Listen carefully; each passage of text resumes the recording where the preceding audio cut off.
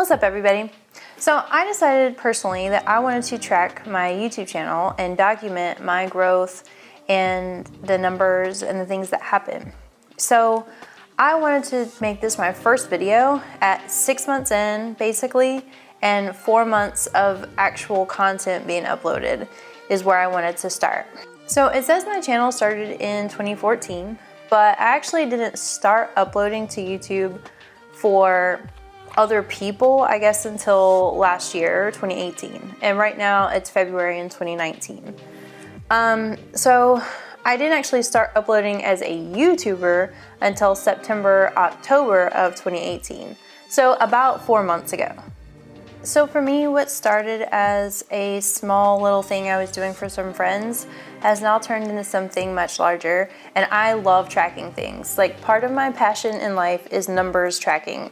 I used to be a store manager, and one of my absolute favorite things to do was sit down and look at our growth, and if there wasn't growth, looking at why and trying to develop each individual. So anyway, besides all that, so I love looking at my numbers, and I decided that YouTube might actually be something viable as a passive income retirement plan later on in life. So I'm working on like a 10-20 year plan.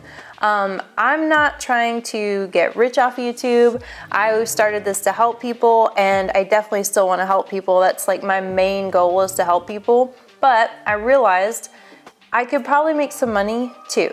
Especially with the time I'm investing into this channel right now. So let's get down through the numbers, and then I'm going to explain what I mean about the time investment. So in 6 months, I've gained almost 400 subscribers, which to some people it might seem kind of small, but to me that's huge. I started with about 7 friends and family, and the rest of my subscribers are basically people that have found my videos. So they're not friends and family. I have not promoted this particular channel anywhere on my Facebook or social media. In fact, I haven't updated my Facebook since before I started uploading to this channel. I actually deactivated my Facebook for the longest time, and now it's reactivated because I have to have a Facebook to use Hootsuite to update my Instagram. Anyway, long story. So basically, I have gained 400 subscribers in 6 months, which is huge to me because I'm introverted, quiet, not popular. So yeah. So in 6 months, I've put out over 40 videos. I have over 108,000 minutes of watch time, and I have 35,000 channel views. So let's go through the timeline, and then we're gonna talk about growth, then we're gonna talk about affiliate marketing, and then we're gonna talk about money. So July 30th was the first video I uploaded to help some photographer friends of mine, and it was a chunky knit blanket for newborn photography props. As of today, so that was July 30th of 2018, so right at 6 months ago, that I've gained about 10,000 views on that video.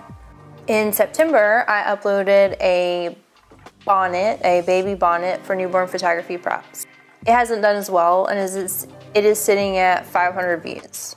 In October of 2018, I decided to see if I could create the same success with the first chunky knit blanket video by making different designs and patterns. I came out with a rib stitch blanket. It's probably about 15 by 15 inches. I think it's tiny, but for newborn photography props. And as of today, it's surpassed the first video and has over 11,000 views on that video. The one thing that I absolutely love about these types of things is that I am actually helping people do something, and they don't have to pay for it, and I'm showing them how to do it for cheap to start their businesses. In October, I also uploaded a herringbone stitch chunky knit blanket video, which is absolutely gorgeous. I have no idea why, but it's sitting at less than 1,000 views right now.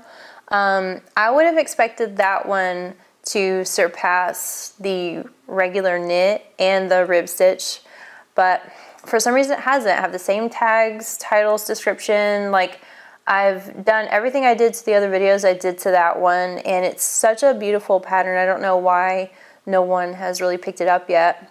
I guess the thing that perturbs me the most is that I spent a lot of time figuring out how to do the herringbone stitch with my arms because there was no video out there on it. So I basically had to knit the herringbone stitch and then figure out how to place my arms in place of the needles and then put that out there. So I really hope that video takes off at some point, because I would love to see tons of blankets knit with the herringbone stitch, to be honest. So in November and December, I started testing video and niche ideas, and I'm still in my testing phase. In January of 2019, I finalized the branding of my channel, but I still haven't changed my about me to something that's a little more fitting. I still have to make a channel trailer. So there's still a couple pretty big things that need to be tweaked. But I think the overall branding and feel of the channel is done. So that's my timeline from July 30th of 2018 to February 14th or February 13th would be the stats today. So now let's talk about my growth from that time period. So my overall growth rate for 6 months for subscribers is 48% growth rate, which is fantastic. For the last 4 months, it actually goes down to 38% growth rate, which is still fantastic to me. That's almost 40% growth rate in people actually subscribing to my channel. And I'm counting the subscribers and minusing the people that unsubscribe. So this is growth rate. So this is subscribers minus unsubscribers. So actual like numbers, not, oh, I've gotten all these subscribers and I'm not counting, like minusing out the unsubscribes. The reason I include the 4-month mark is because I think it's really important, because that's when I really started investing into my channel. So 6 months ago, I was still at like 000. I uploaded the one blanket video. Somebody else found it, put it in a Facebook group, and it kind of like blew up. So including the 6 months makes my overall numbers, growth numbers, look way bigger than what I think they should be. My growth is going to start fizzling down because there's going to be a huge growth when someone finds you, when you get discovered from 0 to 100. So it's going to start evening itself out. And you'll actually see when I get down to my 28-day numbers how it's starting to fizzle down. My watch time in minutes growth rate is 64% for 6 months and 51% for 4 months. My views growth rate is 62% in 6 months and 44% in 4 months. But that number is definitely going down a little bit. So let's look at the current 28 days. So I am filming this on February 14th. Happy Valentine's Day.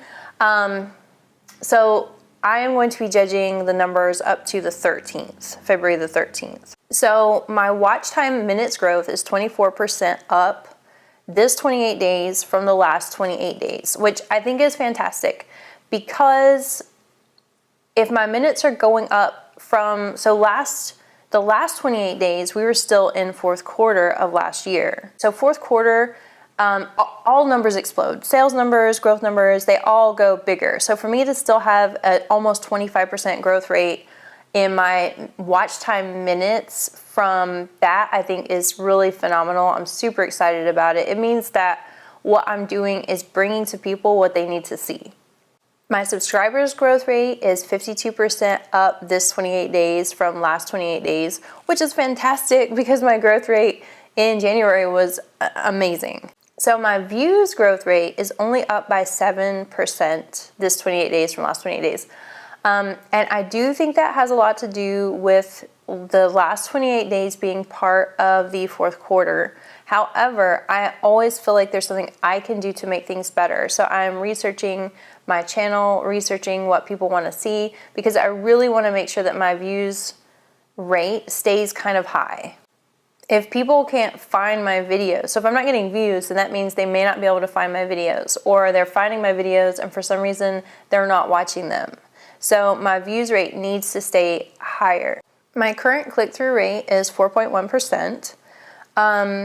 I think that's okay. I do wish that was a little bit higher. Of course, that will be part of my goals, is to bring that up. 11% of 131,000 impressions is from YouTube recommending my content.